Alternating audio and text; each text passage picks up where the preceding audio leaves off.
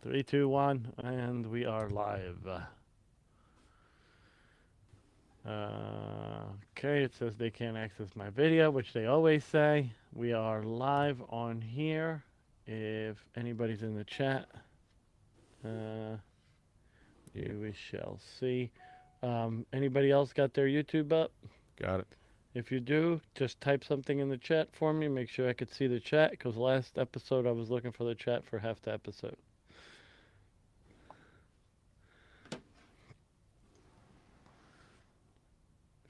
There we go. There you go. Okay, you got it. We could see everybody. All right, awesome.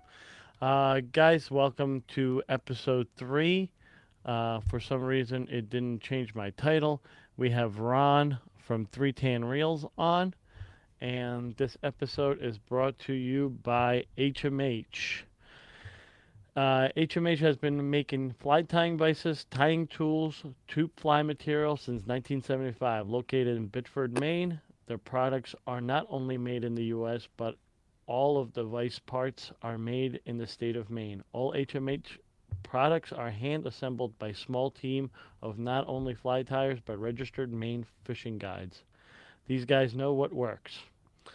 All their products can be seen at tyingvices.com or ask your favorite fly tying shop to get HMH. This episode has been recorded via Riverside.fm. If you guys want to start a podcast, you guys want to start a video podcast, head over to the link that's in the description, click on it, and it makes it super easy. You could edit all your videos along with your sound and everything all in one and stream it to different platforms. So go ahead and check it out. So let's start it. Ron is from 310 Reels. Ron, Hey, how you doing? what is 310 Reels? It looks like I got a bit of a lag going on because I'm not sure if it's coming through on the end. But 310 reels, we make fly reels, everything from a 123 weight up to a 15-16 weight, fully sealed, fully submersible, fully machined from bar stock, solid bar stock. Here's my little guy. We go all the way up to a beast of a 15. That'll hold up to 950 yards, 65-pound master braid on it. So they're bomb-proof. Awesome. What about you? Who is Ron? Ron, I own 310. I've been in the fishing industry for some years, since the mid-'90s. Helped launch a couple brands, Von Stahl being one of them, and everything. I was heavily involved with that, and that's what got me into it. And then created the fly reels. And in addition to the fly reels, I ended up buying Z-Bass years later, which is another spinning reel brand. So Joe? That was interesting. So with 310 and Z-Bass, does Z-Bass make any fly reels? they do not yet. Okay. They do not yet. Z-Bass is a U.S.-made spinning reel. And we make all the parts here. We make everything one by one reel at a time. And every reel we build is fully submersible. So we submerge it. We have a dunk tank that's pressure tested to 35 feet. So therefore, it has to pass that before it goes out. Anybody could say they have a waterproof reel, but in order to know that specific reel is waterproof, you've got to pressure test that specific reel. If not, it's built on theory, not on fact. Good stuff. That's a pretty awesome answer. I really like that. That was really detailed. Yeah. It's the truth, and we took the same approach, similar approach with fly reels. Fly reels are a little bit of a different beast, but granted, we have guys catching 145-pound mako on fly on my reels, and they're put to the test. Guides have been using them for years. When we first started back in 2013, we put our reels in the hands of guides. We didn't put them in just the avid angler. They've been in the hands of guides. They were being used and are still being used today. So when you stop to say to yourself, all right, a guide has been using that reel since 2013 and it's still functioning, what's that say to the individual? And then when you look at all these companies, everybody's coming out and they're coming out with something new and they're changing things.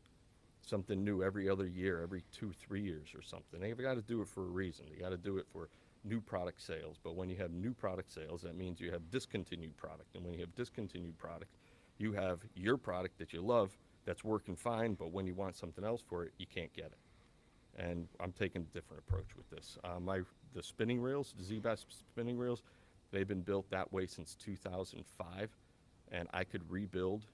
I can service any reel that comes in from 2005, and when it goes out, it's running like new. So I'm taking that similar approach with the 310 fly reels as well. That's awesome. Now, Ron, do you fish? Well, when I'm not working, and the last 3 years I've been kind of laid up. I haven't done anything in the last 3 years. I had severe back issues that I'm just getting over now. I couldn't do shows or anything these last couple of years.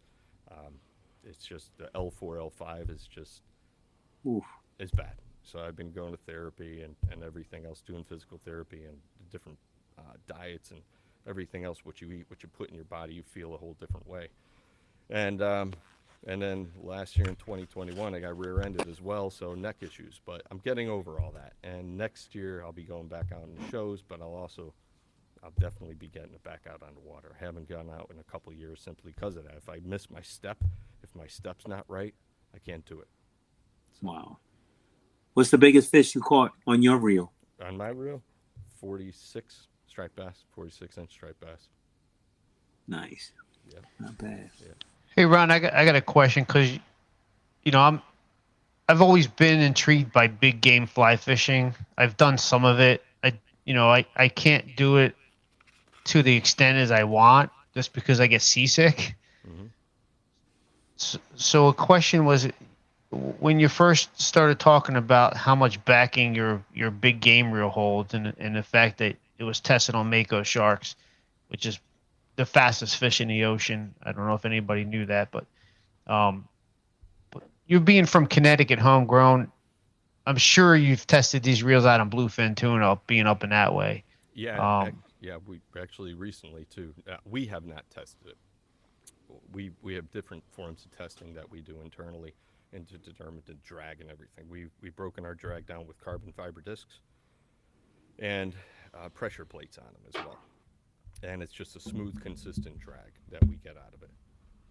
But there are people now. People are going down towards North Carolina, and they're hitting bluefin on it and everything. So.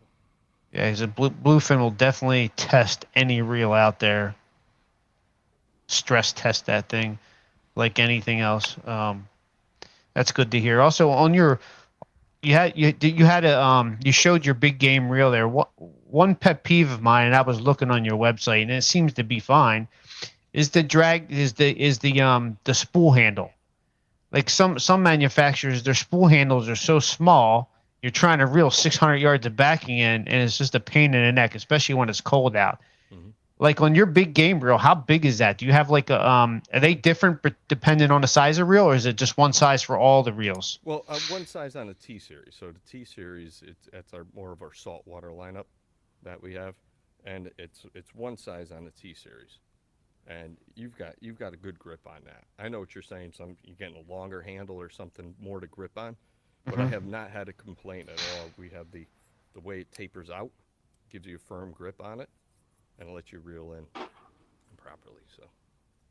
Yeah, I tend to put some foam on that, especially on my big game reels, because when you're reeling and then a tuna decides to take another quick run, sometimes if you don't have an anti-reverse reel, you're going to get banged in the knuckles. Even albies do that too.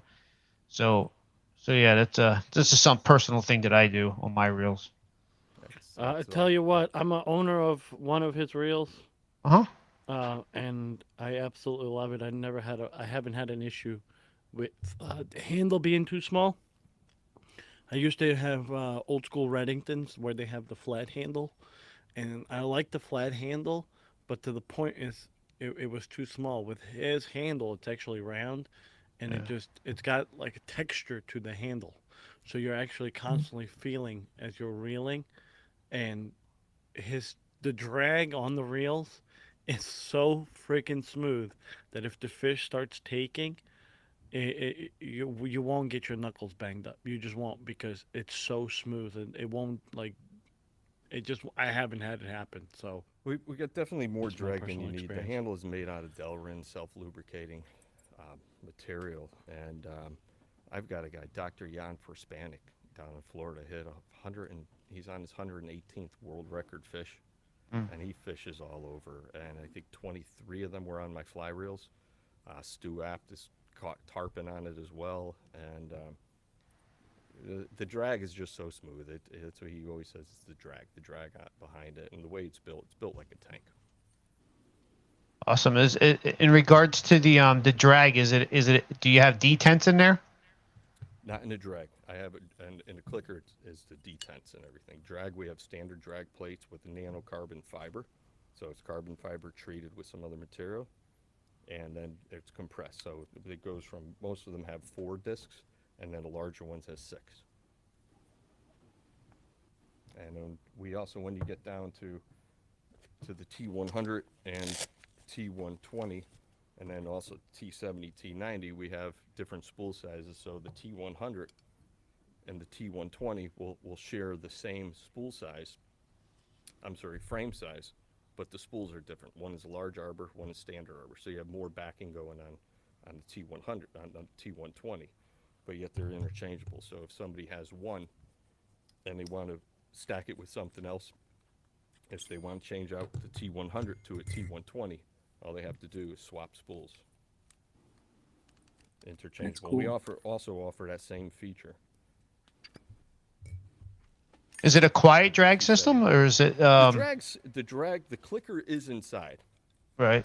The clicker is inside. When you get a fish on it, you're gonna hear it. It's gonna scream. The clicker's inside. We didn't put the clicker on the outside of it. We kept the inside in the sealed part, Sealed. away from all the elements.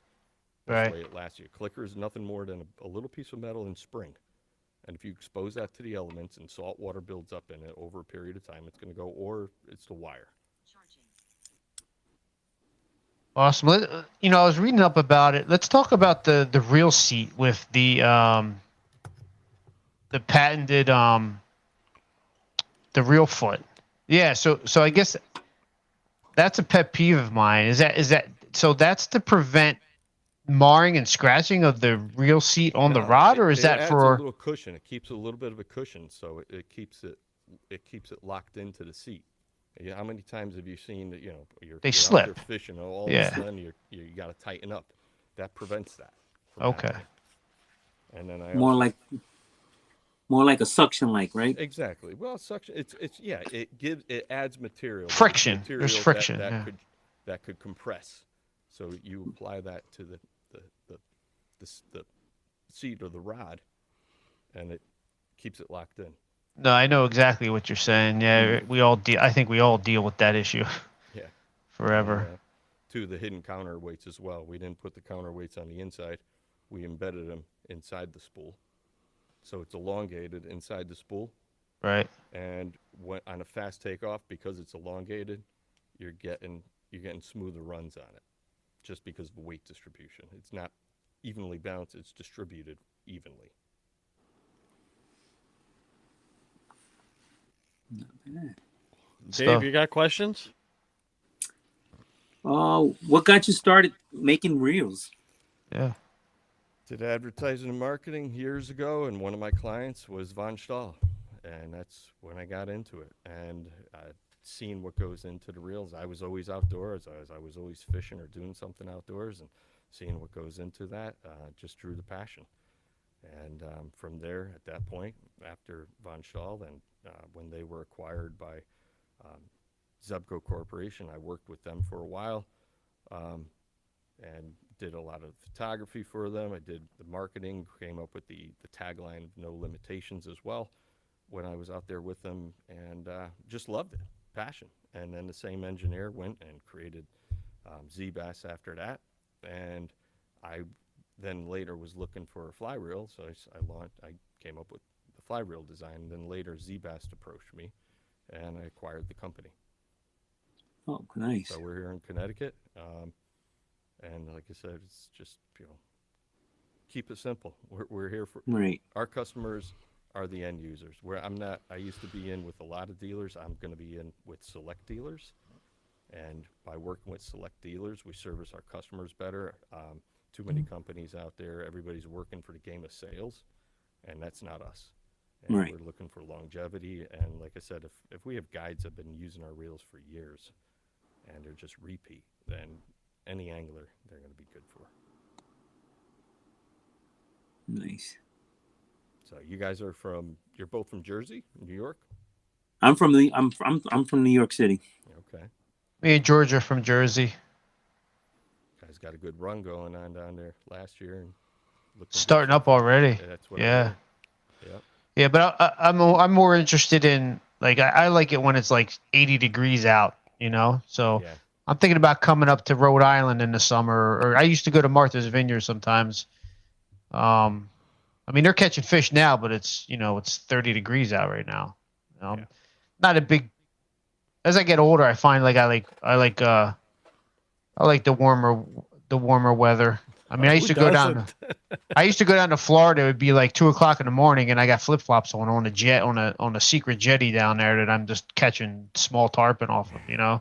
It's like you go from that to come up here, and you can't even. I've lost fish because my hands were frozen. I couldn't get tight to them and couldn't set the hook and all that stuff. So Yeah. What's the Yeah. water temps too your way? what's that? What's the water temps I approximately? think right now they're Right going now? up 57. I think maybe No, I don't think they're 57. Nah, they not were. yet. They were like what 55 like a week ago, weren't they? Yeah, they went from 42 one week to 52 the next week, and that was last week.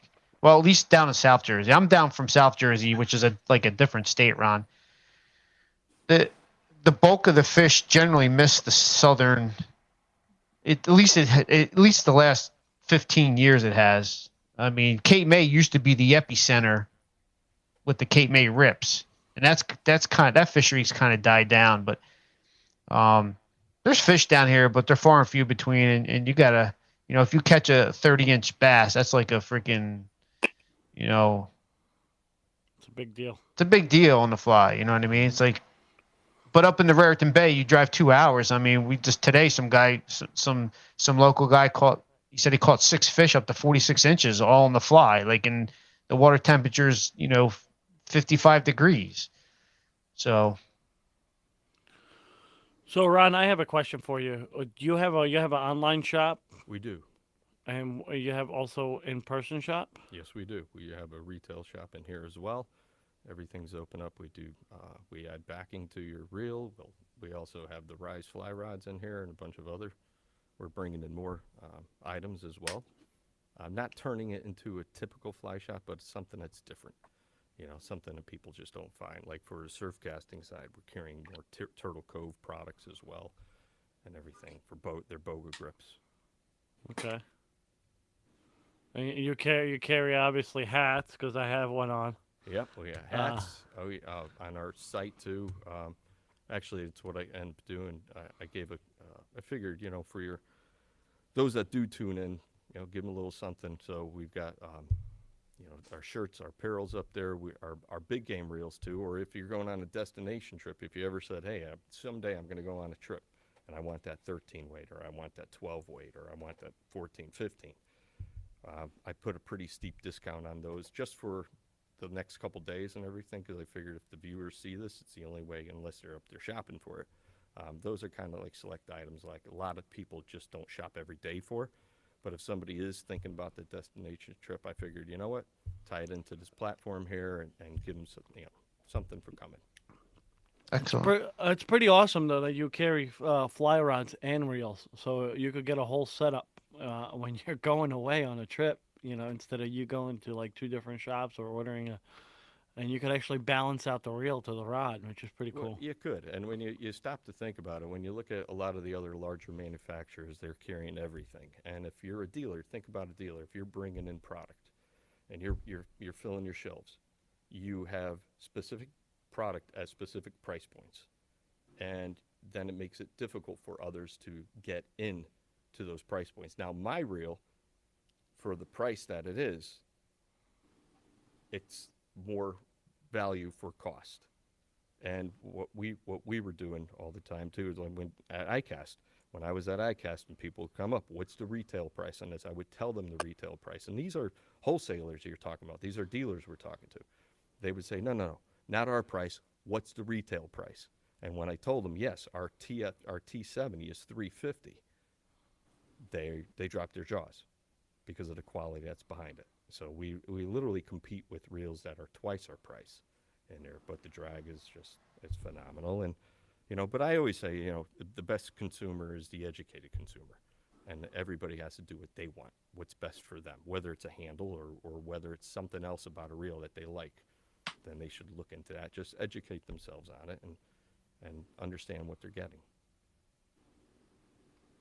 So I know Dave's checked out the reels, and obviously I've checked out the reels. Um, Johnny did have a question: is how many pounds does the small one hold? And I don't know if he means by backing or the smallest reel you have goes down to what, 2 weight, 3 weight? It's a 3 weight, 3 ounces. Yep, 3 Yep. ounces. And Okay. it does have a drag too, and it's mostly a brookie reel. But what most people tell me is they just set it to where they like it and they go with it. It's so you can get up to 25, up to 45 yards backing on it with a 2 weight if Okay. needed. But if you're in a brook and chasing a 2 weight, you're probably not even going to get into your backing. Right. So, Now, what's the difference between the T series and the TF series? so the TF series, it's lighter. I have 2 of them here. I have my TF70 and my TF20. We also have a TF40 and TF50, which we're sold out of and making more. But they're lighter weight reels. Like my TF70 here, this will retail for $230. It's ultralight. It's fully machined, fully sealed. That's awesome. I mean, for that price, that's cheap. 4.6 ounces. 4.6 ounce. Easy to reverse. Smooth as butter. It's also driven. It's shaft driven, whereas a lot of other reels, they're based on a screw down basis where the pressure is applied at the tip of the spool, and it's sandwiched between a hub or a cone section of the frame. All right, so the spindle will come up and then it would sandwich theirs. Ours, from bottom to top, is fully sealed with bearings. So we have 3 bearings in there: the lower clutch bearing, mid bearing, and upper bearing. And then when you put it on, it runs butter. There's no wobble to it, even if it's not locked down. So it's extremely smooth, powerful. That's awesome. And now the T series. So what's just your bigger? You're going into the bigger reels. You're going from a 5 Yeah, weight they're up. beefier. They're beefier, definitely. But I tell you what, a lot of guys even just want to pick up a 6 weight up here and go from fresh to saltwater or whatever. You're looking at the T50. Right. It's a little tank. The thing, it features the same drag as a T70, T90, T100, and T120. Same drag in there. But even in Alaska too, or you get out towards the Pyramid Lakes and Cutthroat and whatever, it's a different reel. It's giving you're going to get about almost approximately 175, 200 yards of backing on it, depending when you're going 20 or 30 pound on it. Okay. And then we step up to the T70, which has the interchangeable spools with the T90. Awesome. The different So sizes. so you could go with a different spool for the Yes. different size reels. Yeah. So you have a Wow. T7, 7/8, and you can convert it to a 9/10 on that. Wow. Nice. Okay, that's awesome. That's awesome. Ron, are the drag systems calibrated to a specific pulling pound? We clocked them at 22 pounds, which is more than you're ever going to need on it. It gives you a smooth. We don't calibrate it to it, but the way it's created is we have the disc system inside with the pressure plate and the pins pushing down on them, and that's based on the turns. Okay, so when you got it going, you can feel the slightest change.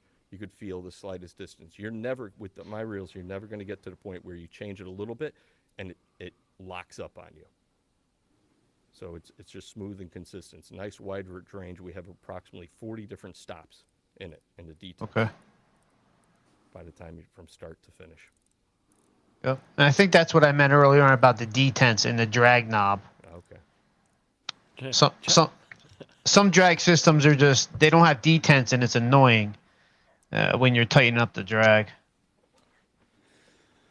Yeah, like how Johnny just said, I'm switching from to 310 from Grande. So he he became a Well, lifer of 310 reels just like that.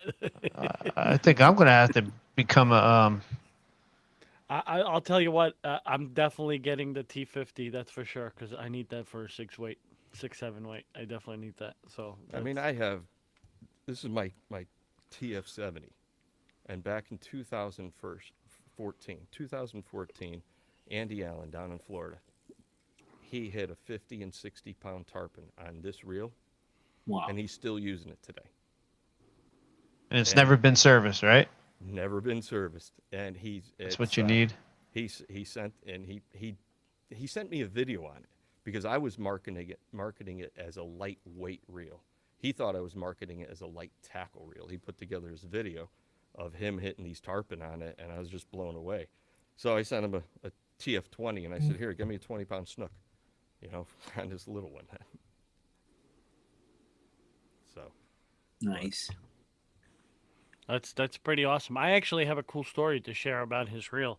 So I've been showing off his reel, and Dave knows at all the fly shows.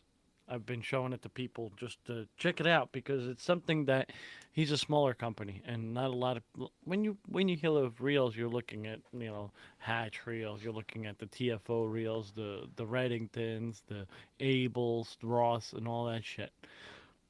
And I came across his reels due to a friend of mine that I was fishing with in Alaska, and I tested his reel up there. And the rivers up there are running 3 times harder than any river on the East Coast that I've fished.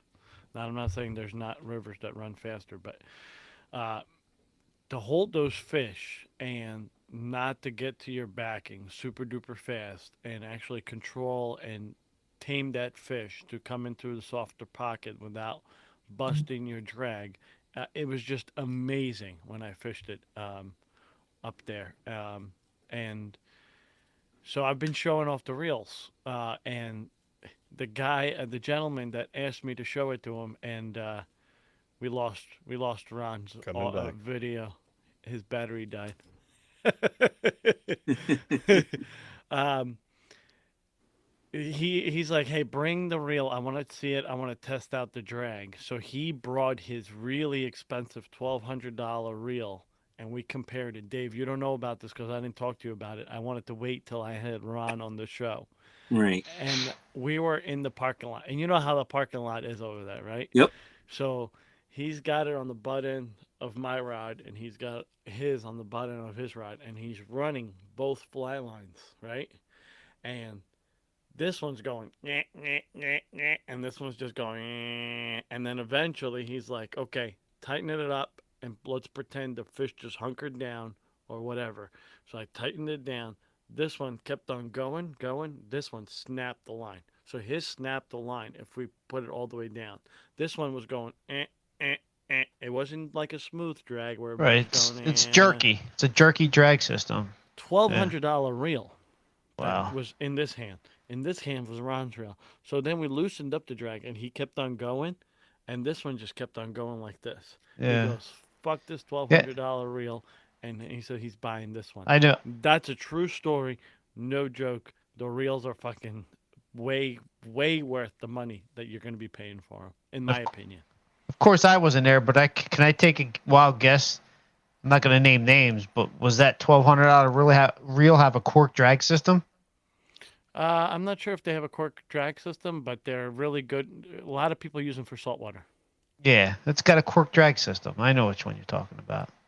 They recently had problems where the backing, the core of your reel, where your backing sitting on, it completely deteriorates from saltwater.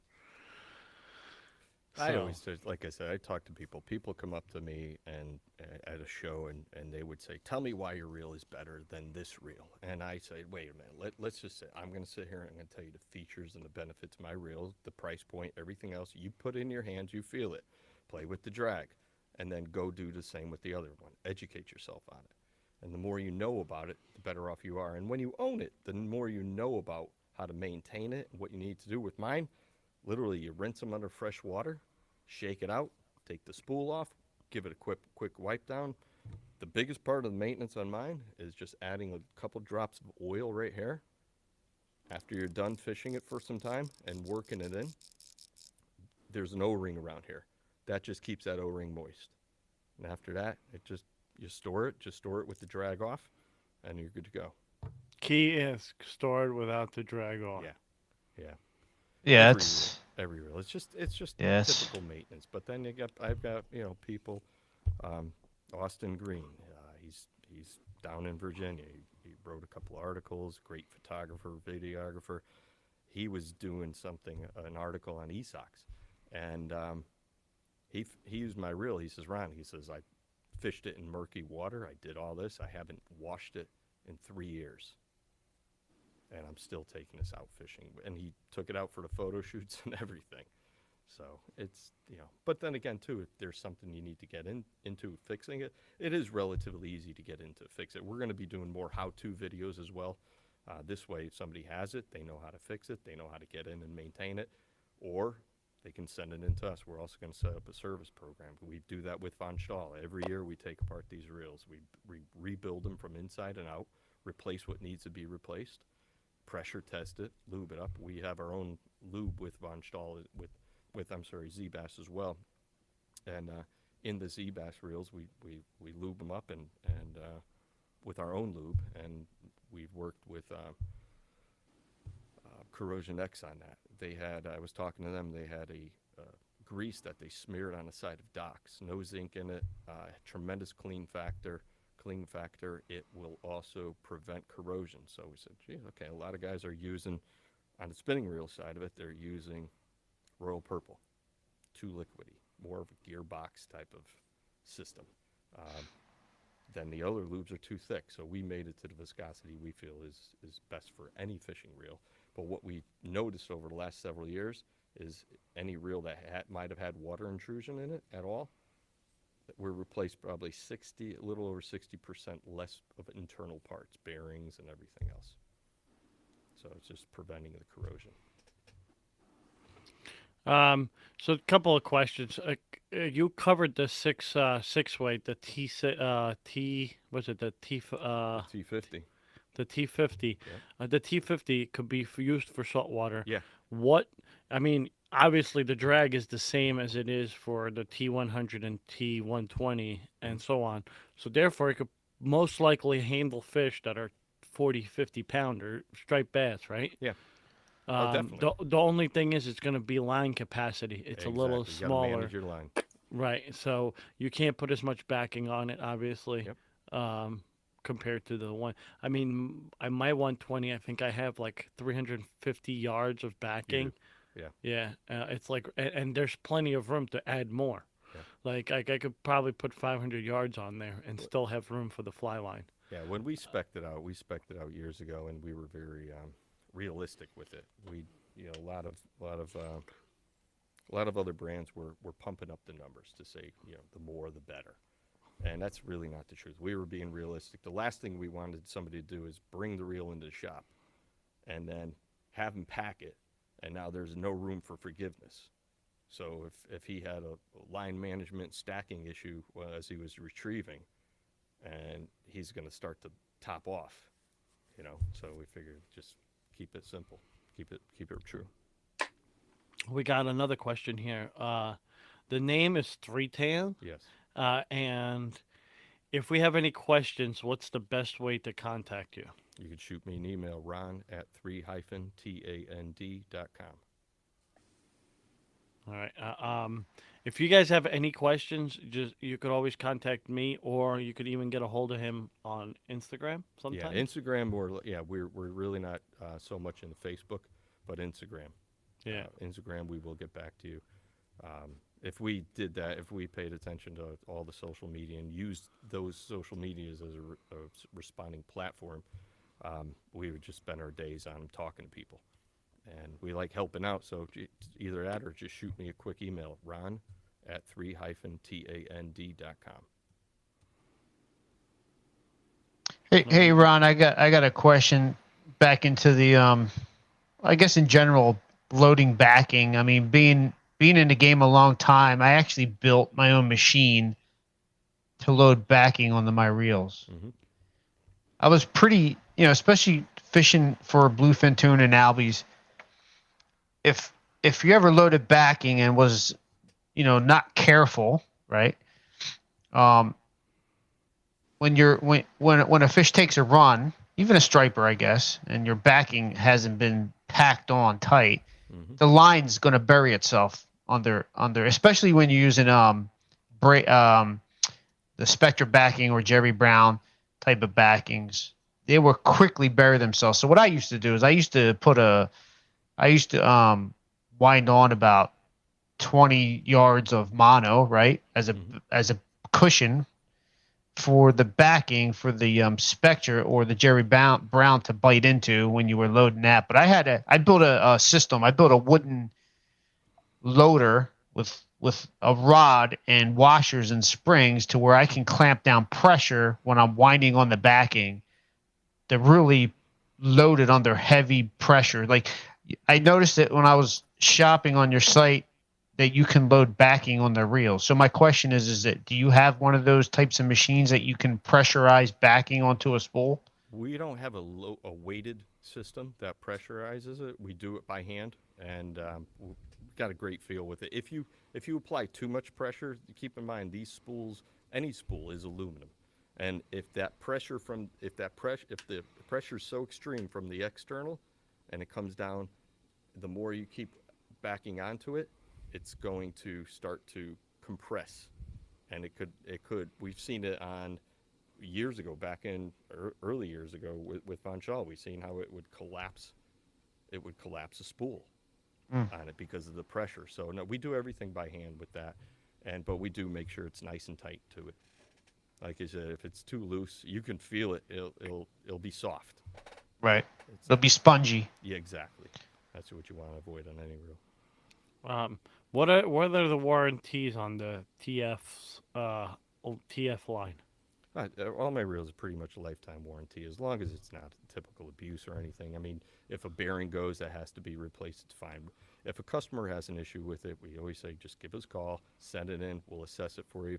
If it's something simple, if it's something that feels like it's our end, we'd fix it, and send it right back to them. If it's something that just from normal wear and tear, like you have brakes on a car, if those go, you have to replace them. If the disc goes, you have to replace it. You do.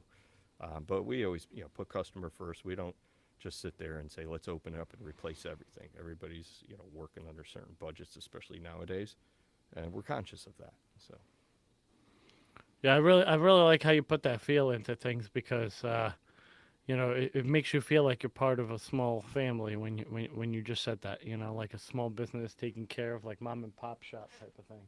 yeah, Um, we try. We try. That's the thing. And our focus being, on the customer, on the angler, versus on who's selling the product at a shop is a different story. Don't get me wrong. Not all the shops are the same way, but I've seen that when we were out before and with a large distribution channel. I saw it, and but there's some really good ones. Bear's Den, Evening Sun as well. Charlie Saden, 239 Flies, as well. right. And I just wanted to let everybody know if you guys are curious of his website, I just put it in the chat. So if you guys want to hit on the link or save the link for later, you could go over and I put the website there along with his email. If you guys want to get a hold of him, it's all in the chat. Question from Surf Skagit, Northeast Coast. That's our buddy Manny. Manny uses a Skagit line when he casts. So obviously he's using mono running line. He's just wondering how it is with getting into the housing of the harbor, causing tangles and all of that. How does the reel perform? So Manny, I'll tell you from my personal experience because I've used the 120 when I've gotten up to the Salmon River to fish, and I use a two-handed switch rod up there. I haven't had any problems with the mono getting inside the reel like some of the other reels do. The possibility, it's there because you do your reel. It can the way it connects. There's a possibility it could get in there, but I haven't had it happen. Now, Ron could tell you on his, you know, Yeah, our tolerances are tight, and again, it's the same thing as just like our Z-Best, the spinning reels. Tolerances are so tight on them. If we anodized on one, there's no way we can even hard coat it because the tolerances are so close. The hard coating would add so much more to it. But on the fly reel side too, you'll always have some distance. Let's say between spool and frame, but we don't have much seepage out of it. Sometimes if you're if you're spay casting and you have a thin line on it, could it slip out?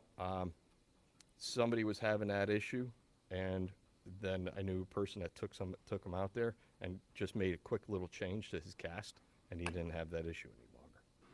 So, but no, they're a lot tighter than usual. I would say pick one up, look at it for yourself. Look at it. You can tell just by the engineering and the manufacturing of it. The tolerances on these reels are so tight and so close. I mean, when I pulled one apart here, it had a suction to it. I don't know if you guys heard that before. yeah, I noticed that when I got mine apart. It was just like, Yeah, it just literally pops. So and again, it's sealed in here. Bearings run from top to bottom as well. Everything's driven on bearings, and the whole spool is supported from top down by a framework. so Not just sandwiched. the other thing that I noticed too with the reels, and this is, I used to fish a lot of lambsons. I do a lot of lambsons for steelhead because their drag system doesn't freeze compared to all the other reels I used in the past. Mm-hmm. They would never freeze. So if you dunked your rod in the water, as soon as your fish started running, that drag would not freeze. With Reddington, with Ross, what else did I have? Hatch, Nautilus, they all froze. So I used Lamson because they worked. Now, when I started doing a two-handed rod up there, the gap between your spool and your outer shell is so big that that running line would constantly get caught in there. As soon as you go to cast, as your line's ripping through the guides, that line would get caught up in there and your whole line would not come out.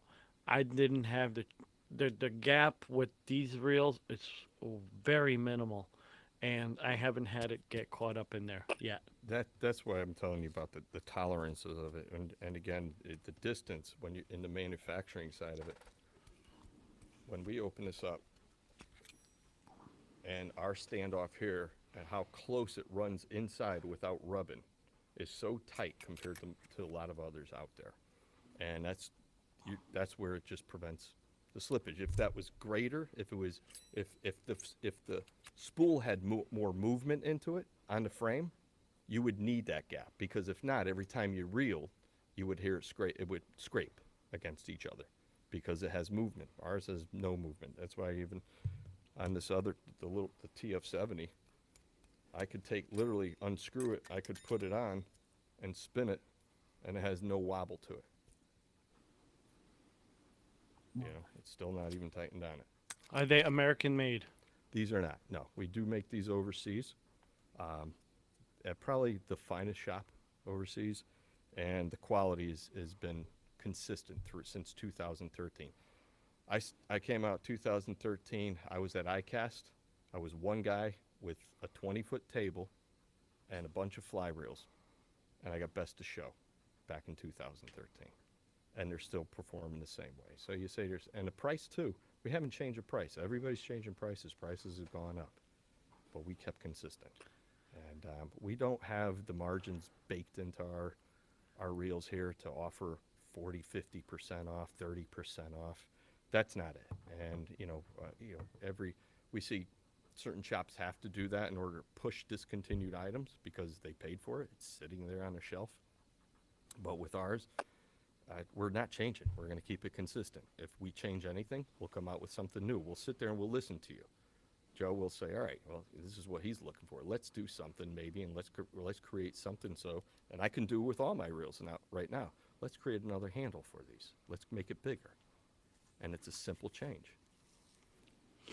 So Yeah, I mean, a bigger handle is.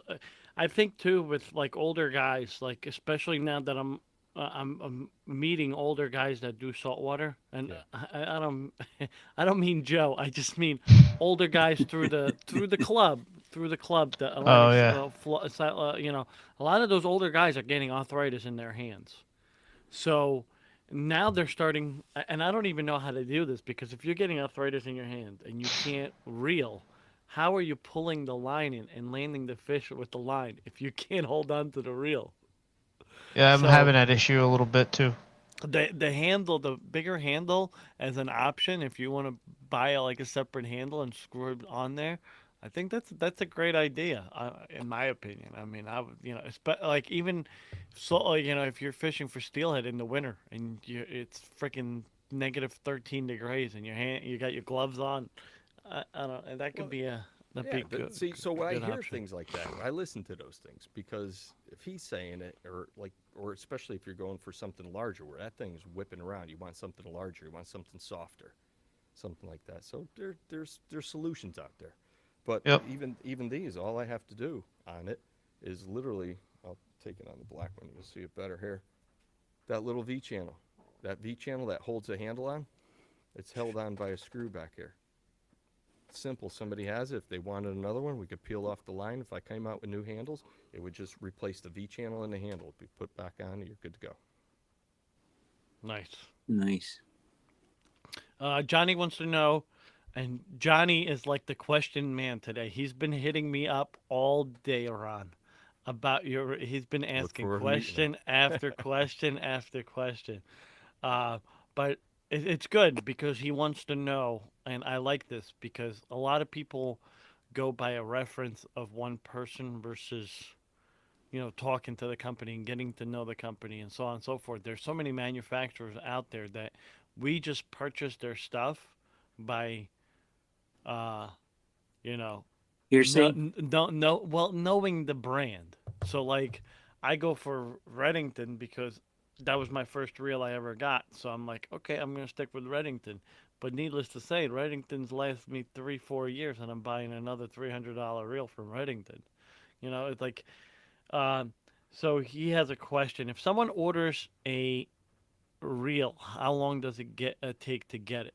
Well, just like anything nowadays, it depends on stock. It depends on availability. Like if he wanted a T70, a T90, a T50, T100, T120, T130, T150, a V130 as well, a TF70, a TF20, we got them. If you're looking for a TF40 or a TF50, we're making them. So, Well, that answers your question, hopefully, Johnny. but Now- we're expecting those to be done in approximately 3 months, the 40s and 50s. Are you possibly gonna be manufacturing a palm and click reel? I'd love to. One thing at a time. Let's build up the stock on it. I was just listening. I'd It was love- just a question. I'd love to. I don't know. You guys ever hear of Decade Reels? Yeah. Yeah. So I met Brandon years ago. I just loved what he did, was handcrafting on it and everything. But that intrigued me, and then you start seeing all these other ones, and you take a couple out, you feel it, and I'd love to have something, but right now, my Vixen lineup. This is my largest. It's a V130. We also have a V80, so you can see the difference in size, and then a V50. I need to fill the gaps on that. Though that did extremely well, and so I'm going to go to a V40, a V50, V70, V90, V100, and so on. So we'll fill in the gaps with that. And, Okay. it's larger arbor, narrower as well. Some guys are liking Yeah. that for a faster pickup. That's a nice one for like steelhead. Yeah, I was gonna say it looks like a spay reel. Yeah. What's the circumference on that? Is that 5.25 inch or something? Yes. Yep. 5 1/4.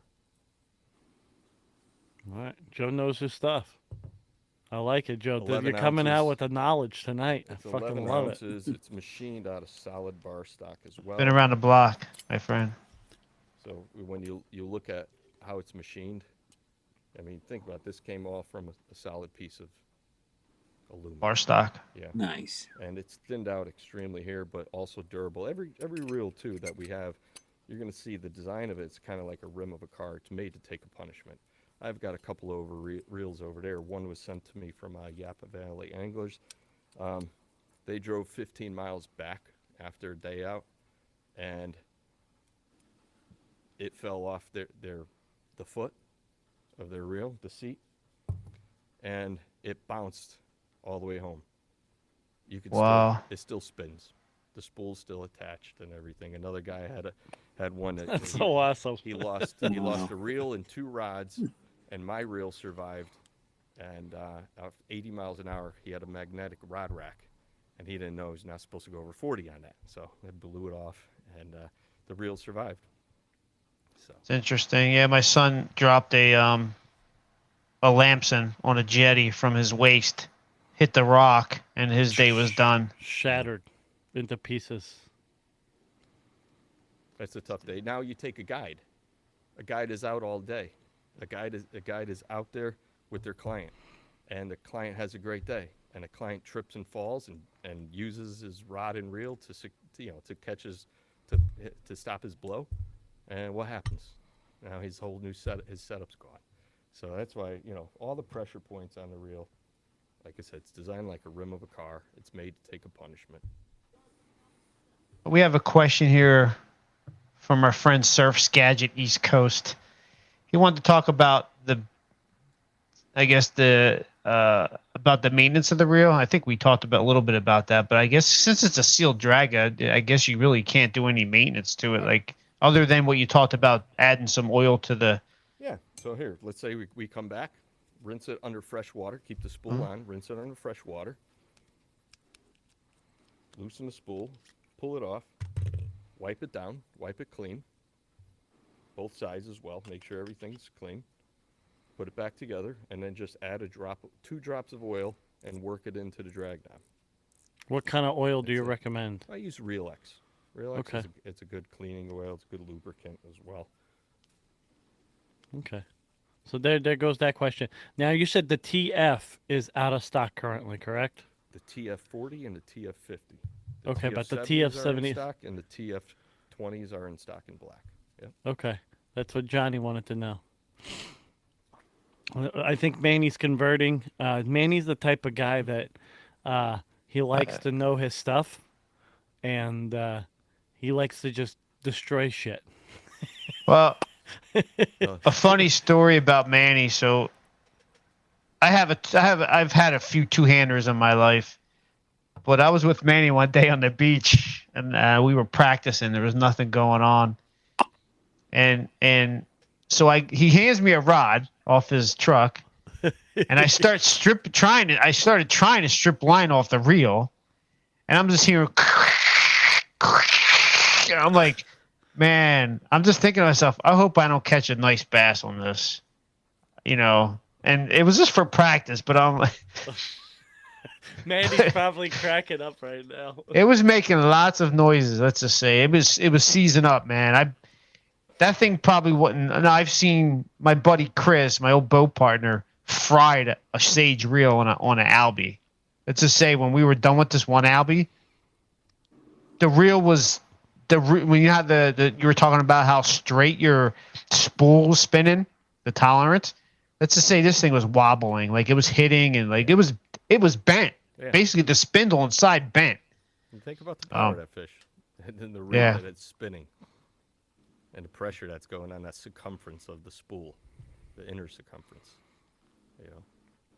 Yeah, people don't think about that. I never thought about that. I just thought about, hey, drag better hold this bitch back, otherwise I'm not landing.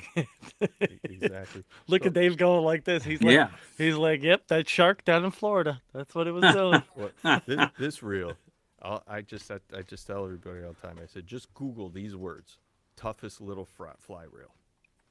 Tell me what you see. And most likely you're going to run across a Field and Stream article that Joe Cermelli wrote years ago, probably 2017, and he hooks a nice rainbow on it on a 3-weight. And, Wow. but it still comes up, and it's this little reel it's amazing, but it's the engineering behind it. It's the final product itself, everything that it has. And in the beginning, somebody says, well, why does it even have a drag? I said, truthfully, it would cost us more to back the drag out of it and rebuild it than to have it with the drag and not use the drag. And then later on, I have the guy comes up to me at another show and says, you know what, I got that reel. I love the reel. And I actually do use the drag. I set it to exactly where I want it to go, and then I just know from there where to go with it. So, Dave, do you have any questions for him? I'm amazed about the reel itself. You know, not so many reels are built like that. Like you mentioned before, George.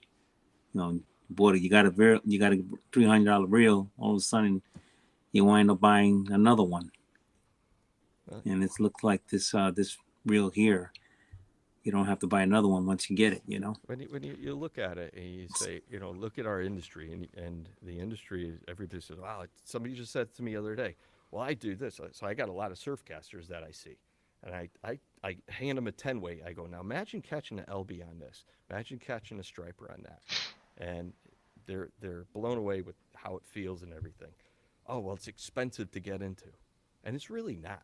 When you add up to anything's expensive, but you can always manage it. And there's solutions out there. You just talk to people, talk to anglers, talk to other people, and they point you in the right direction. That's why I even like the Rise rods.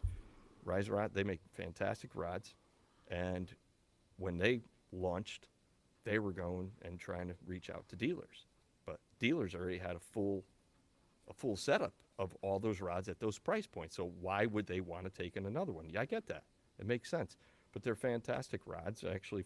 I think they're kind of like a lot like my reel, more value for the dollar.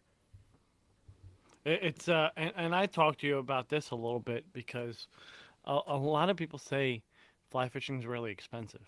It can be expensive, but if you do the Barracuda move like Dave did and you go for the best right off the bat, the best will last you the longest versus buying the cheap stuff and then gradually going to the little better stuff because now you have a little more money saved up. Okay, now you've been doing it for 3 years. Let me get something better. And now you get something better, and now something better. Now you're 10 grand into rods, reels, waders, boots, when you could have just gotten the right waders, the right boots, the right rod, the right reel, and you would have been good for the saltwater aspect. Obviously, your waders will wear out, your boots will wear out, but your rod and reel won't. You might have to replace your reel seat, but uh, other than that, you should be good. And I mean, Dave did it right with the Barracuda, and I keep saying that because that's a great reference for me. Well, let's not fool ourselves though. I mean, when I first started, I had 2 young kids, and I couldn't afford nothing. But I read these stories of Bob Popovics in the jetty on Island Beach State Park, and I said I have to check this out and do it. When I got into fly fishing, I went. I don't know if you guys remember. Well, George ain't gonna remember, but like Sports Authority, if anybody remembers what that place was. But they sold Scientific Anglers had like a package, like a reel, a rod, and a line, like a bass package or whatever. And that was one of my first saltwater type of packages. And that whole package cost like, I don't know, it was like $80 or something. But and I ended up upgrading years later. But at that time, I couldn't afford anything. Like, how am I going to tell my wife at the time, I'm going to buy a $1,000 rod and reel combo, like in 1992. Like it just wasn't happening. Well, I'm talking modern days now. With the technology you have now, I'm not talking to old days. Old days are different, and I know what you're talking about, Sports Authority. Okay, I'm not fucking that young. All right, so quit busting my balls. Yeah, but come on. Back in 1990, I remember dropping $1,600 on a pair of skis and boots. Yeah. I mean, things were expensive back then, but now even Kelly Gallup released the whole thing with the rods and reels, and Yeah, so he doesn't. things that are made for $400 are just as good as $1,000. Yep. I had, and Dave will tell you this because he's casted a $400 rod and $1,000 rod, and the $400 rod was better than the $1,000 rod. It And was. and I had somebody casting a TNT with another rod that's $400, and they liked that $400 rod more. We're talking about reels. Somebody tried that $1,200 reel, and they had this $400 reel, and they liked the $400 reel better. It, the technology is so developed now, and people are so focused on brand names. They want the Yeah. big name brand, and they think that's the best because that's a big brand name. I mean, if you have the legend guys, let's just take TFO for instance, Lefty Cray, you know, Flip Pallet. I mean, that tells you everything you need to know. Yeah. That's Bob likes Bob. It's honor when Bob came up to me, said, "I want that reel and that reel. Here's my credit card." Yeah. That's an honor. Stu App fishes my reels, and but here's the thing though: the truth of it, it's not just who fishes it, but who puts them to the test. And again, when all these guides are using them, from the Northeast all the way to Alaska and down south, and other countries as well, and they're standing up year after year. That says something. Oh, Rod, do yes. you have any guides on the Jersey coast? I mean, there's not many fly fishing guides. There's Yeah, only I'm a few. revamping I'm yeah, right there. I'm We're not revamping. we're not talking He's been about George. He's not a guide. Yeah. I'm gonna revamp my guide list and everything. That section of my site, we're revamping that, and we're putting it up there, and we're doing more too. Because the thing too is we want people to kind of get into this and learn. So we want them to be able to come in and really, if they have a great experience, then they're going to carry it on. But if they don't learn properly, or if they have a bad experience out the gate with it, then they're going to give up on it. But if they catch the fever early on, they'll really see how great the sport is and what it does to their life. I mean, when you go to shows and you talk to kids, I talk to kids that are fly tying, and those kids you're talking to, they're so engaged in what they're doing. They're not sitting there on their phones all the time and everything else. They're into reality, and they're just a different breed, and it's great. It's great to see that. So kudos to you guys for everything you're doing. Yeah, we try. Yeah, I like. I had a long. I'm pretty new to Instagram, but I see all the tires on there, and it's just unbelievable. I mean, the kids that are getting into it is exciting to see. Because when I was a kid, everybody was old. I mean, I didn't even want to join fly clubs because everybody was 75 years old, and I'm 20 years old. I'm like, I'm not going to hang out with these guys. But now on Instagram, you see a lot of young kids. Braden Miller. I mean, geez, he's a prodigy, right? And we need these kids to come up and keep this thing going. This That, this passion. that's why Joe hangs out around me and make him feel younger. Listen. I still don't want to hang out with older gentlemen. I just canceled one of my trips to Cape Cod. Because of Listen, Joe, I'm probably sitting in that same age category, so don't yeah, probably.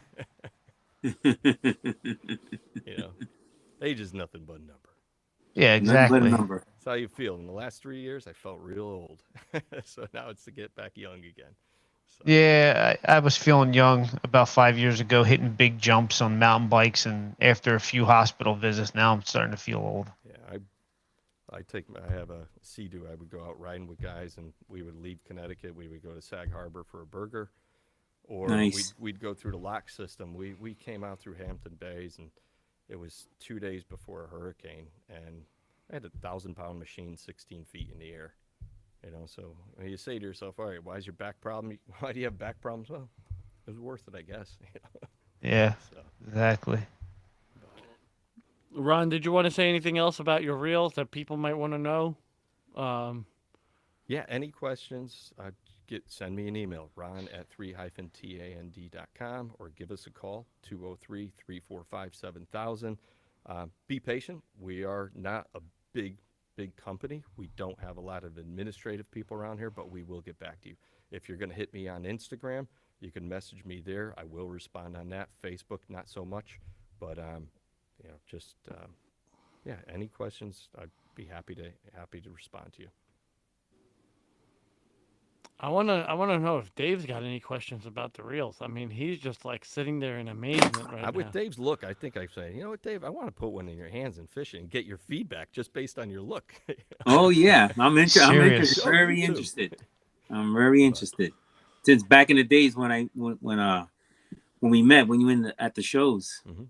I was looking at the reels, and I was wondering now when the shows came back, I was looking for you, and I'm like, wow, what happened to Tree Jam Reels? Yeah, What's yeah. going on? A lot of change between COVID and then, when, one day you're fine, the next day, you struggle to get out of the car after driving for 20 minutes, and that carries Right. on for a year. Oof. It's a bad thing. So even this year, I did to do a couple local shows on the surf casting side, um, Right. but next year I'll be back.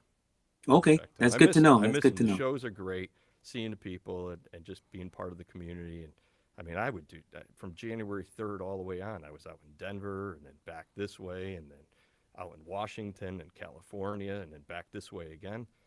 They were great, Wow. you know. Listen, all you got to do is bring me on your staff, pay me a salary, and I'll hit the shows for you. I'll do it for free. The thing is too. I mean, what you guys do with that, it's such an art to it. And I have sitting over here. I have Stu App's tarpon fly that Matt Hart made. The forage fly. That must be old. Check a few more questions, George. Did you guys see that shirt he's wearing? Yeah. Oh, good. Nice. No, so I mean, so this is a guy he loves. I met him That's at cool. Yale University. Yale University. My buddy Sean Callahan is the fly fishing coach. Is a fishing coach over there at Yale, and they compete against Dartmouth and a bunch of others. I met him at an event there. We were doing a fundraiser, movies for the veterans and everything. That's where I met Matt, and his talent's just amazing. And my background, I stem from graphic design, went to art school as well, marketing too. And so what you guys do with what you're able to put together, and I don't know how with eyesight and everything, but your flies just amazing work. So kudos to anybody who gets involved in fly tying and becomes successful 30 years later and so forth. Right? Ron, did you ever see my big beast fly? I did. You did? Online I did. That thing's massive. I was gonna say. I mean, I made a couple versions of it. So the biggest big one. I'd Yeah. love to see more. You have it up on Instagram, don't you? I might. 12 he's- inches? No, he's got one he's probably stroking right now that he's Not stroking it. Ah, Crazy. So I got two actually. All right, so this one I made. This is the one I have a picture of Bob Popovics with. Oh my God. And this ain't even the biggest one, but this is like, I mean, you need a 12 weight to cast this. It's pretty bulky, the head, but this thing, this tail's gonna move like none other. And I made these because I have a feeling that bass are getting bigger. I mean, just today, we were talking about the guy caught 6 big bass today. They're just gonna get bigger and bigger, and you're gonna start needing this to catch them. But because I made a bigger one, so this is what was this 20? 24 inches. No, it's not 24. This is 20 inches, I think. 24. No, it's not 24. That's what you were going for. I was going to, but I'm like, nah. I mean, that's stupid. Because I actually want to use this. I want to cast it and use it. I don't want to, So, yeah, It's massive. yeah. I'm gonna tie some more. So, probably next winter though. So Bob told me you only need a couple of these in your lifetime. Actually, you don't need the. Some guys are tying tons of them, but you only need them. You only need a few of them. He said a half a dozen will last you a whole life. I just want to come down and watch it as you are casting that, seeing that thing fly through the air. To be honest with you, the smaller ones, if you get into like the 12, 13 inches, they're not really that hard to cast at all. A lot of people think that there's a lot of resistance, but they're really not, because it's just a little amount of bucktail. it makes it fairly easy to cast. Anthony said, "What are you throwing that on?" So you're gonna need. You're probably gonna need. I got a custom 11 weight that I'm gonna actually practice casting this with. I mean, it's you can see through it. Yeah. The bulky is just the head. head. You gotta. It's right here. Yep. That's just going to be air resistance casting, and I'm going to show someone next week of these. Well, I think he saw them anyway, but Nice work. yeah. So it took. I started. Is this the one, George? Is this the one I started on our fly tying nights? Yeah, the big one. The big one. I started tying this, and I got like, it was like 2 hours or something, or 3 hours, and I was like this far done. And then I finished the next day, and I finished it faster, just without, because when you're on the live thing, it takes twice as long because you're talking. But I think the whole thing took 3 hours, but I think if I start to finish, I could probably get that done in an hour and a half. Now that 11 weight, do you use 11 weight line or you go step up one? No, so George saw my custom 11 weight. No, I'm using 12 weight outbound on that. Okay. And I got the triple density Anglers 12 weight lines. I'm no stranger to using 12 weights for big bass. My biggest bass I ever caught was on a 12 weight. I whipped that bass's ass literally in 4 minutes, had him to the boat. Like, there's no reason to fight a 46-inch fish for an hour, or half an hour. Whoop its ass and get it back. And that's why I've lost a lot of fish. I've lost a lot of big fish because I like to whip their ass and just get them in. Like, they're not an albie. Like, they're not known for fighting. Why just kill them and tire them out? So Joe's the Mike Iaconelli of fly fishing, saltwater. Mike Iaconelli lives 15 minutes from me, and he's got nothing. And he does, and he's got nothing on me. Like, wow. He's doing it for an act. But if you ever get me out, if you're ever with me in a boat and I catch a big fish, somebody's going in the water. All mayhem's breaking loose. Manny does have a question about. It goes, any tips for when you're putting the backing and not overdoing it? So this is new short Skagit systems and mono running lines to shooting heads. All fit even when swapping systems. So Manny, I have the system and I'm swapping it, and I have no issues with it because you're going to probably be putting about 200 to 300 worth of backing, and then you're probably doing 200 feet of running line. Maybe if you go longer, you could go longer. I think I ended up going 250 feet of running line, and then I went 40-foot Skagit head, and then I went over with the tip. That's another 15 feet, and then you get your leader. So that's plenty. You got plenty of room on the bigger reels. Plenty of room. But I'll show you my reel. You could look at it again and see it when it's all spooled up. See how much room you got on there. I got a quick question for Ron. Something I forgot to ask. Ron, on your spools, right, where you're loading the backing on, is it grooved? Is it machined grooves in there to hold the backing taut at first, or is it real super smooth where it slips when you first start? No, it's machined out. We cored it out. We did it with the vertical spacers, but each one supported two. Yeah. So you can see how the machining branches down. It's kind of tough on this angle, but how it branches down, goes in, and then creates the center support channel as well. So that helps reduce the compression if you did have too much pressure applied and crushing the center. Right. Yeah, when you look at this too, think about it's a big piece of metal, and you're reducing weight on it left and right, but you need to build in the rigidity, the durability behind it. So that's really from the thickness, the thinness, and then the shape of it too. When you have a reel that's designed and might have curvature patterns, that curve looks nice, but it also leaves a weak point because then if it takes a hit, there's a weak point where it could fail, it could push in, whereas everything, like I said, like a rim of a car, or even our Vixen series, same way. All right, if you guys have any more questions, we got like a minute and a half left. And then after that, we're going to go into the podcast, post-podcast recording. So then you guys could catch it on there.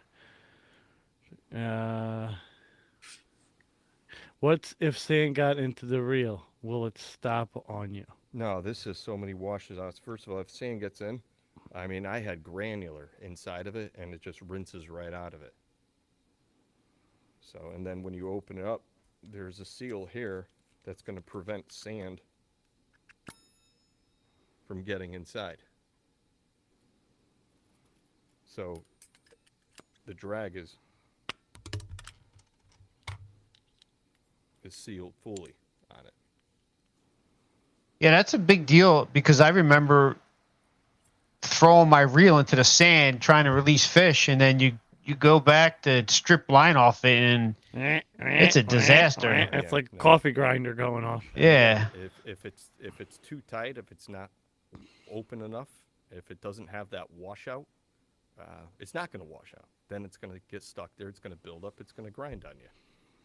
So, but no, we don't have any issues with sand. It's a couple more questions, actually, but I don't. guys that swim with this. So I have a couple surf casters that swim to rocks at night. Yeah. And fly fish off of rocks. Yeah. Well, Montauk, but a lot of people do that off of Cuddy Honk too. Mm-hmm. The islands off of Martha's Vineyard. Yeah, for sure. Couple more questions, but George, I don't know if we have time, but Yeah, why not tie the beast with shanks so you could run a dropper and swap the hooks?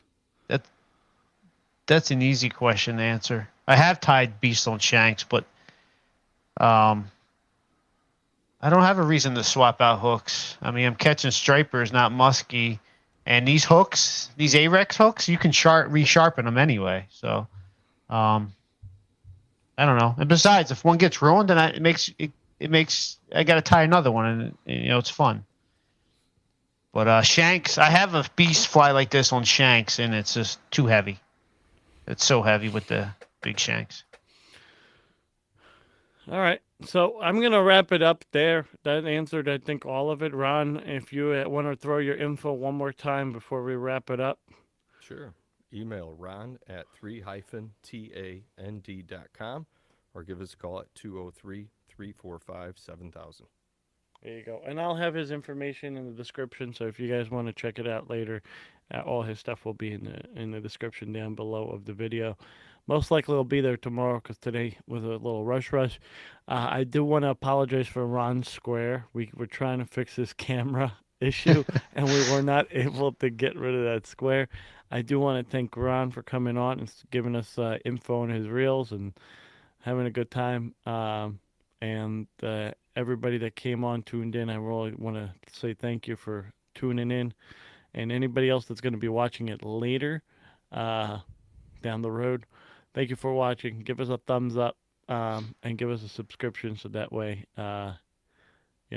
you guys could watch all these other episodes.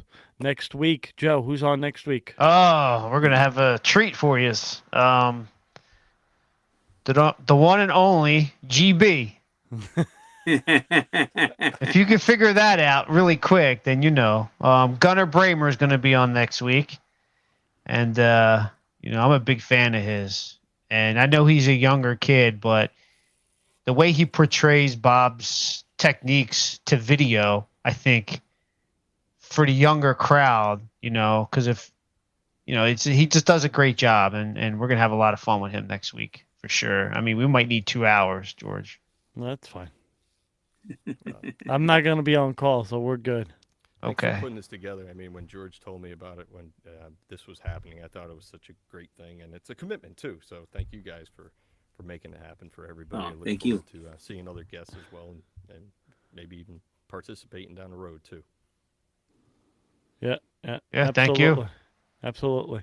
All right, guys, so we're going to wrap it up here. You guys have a good night. Thank you so much for coming in. We'll see you guys next week. Thank you. All right. Have a good night. And stream. We're ended the stream, but we're